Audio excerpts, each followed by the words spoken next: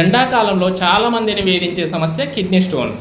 ఎందుకంటే మనలో చాలామందికి శరీరానికి కావలసినంత నీరు తాగే ఓపిక, టైం మనకు లేవు కాబట్టి మనం తాగిన నీరు మన శరీరంలో రకరకాల జీవక్రియలకు ఉపయోగపడుతుంది.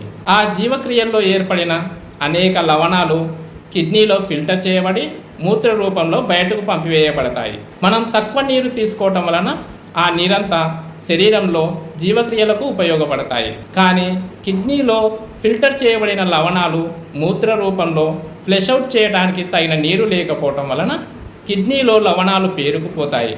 అవి క్రమంగా వాటి గాఢత పెరిగి కిడ్నీ స్టోన్స్గా ఏర్పడతాయి. వీటిని మనం ఎంత నిర్లక్ష్యం చేస్తే వాటి పరిమాణం అంతగా పెరిగిపోతూ సమస్య తీవ్రతరం అవుతుంది. మొదటి దశలో kidney stone size 2 mm 3 mm ఉన్నప్పుడు మనం నీరు బాగా తాగినట్టయితే అవి క్రమంగా కరిగిపోతాయి. రెండో దశలో 4 mm నుండి 1 cm వరకు ఉన్నప్పుడు నీరు బాగా తాగడంతో పాటు వాటిని కరిగించే సమర్థవంతమైన ఆయుర్వేద ఔషధాలు వాడటం ద్వారా సమస్య నుండి బయటపడవచ్చు. మూడో దశలో 1 సెంటీమీటర్ దాటిన తర్వాత మందుల ద్వారా తగ్గించుకోవడం కష్టతరం అవుతుంది.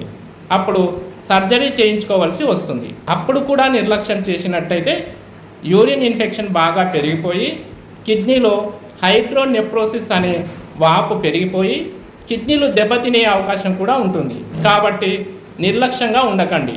మరిన్ని వివరాలకు కిడ్నీ స్టోన్స్ని ఆయుర్వేదం ద్వారా చికిత్స కొరకు సంప్రదించండి. సీతారామ ఆయుర్వేద హాస్పిటల్, కర్నూలు.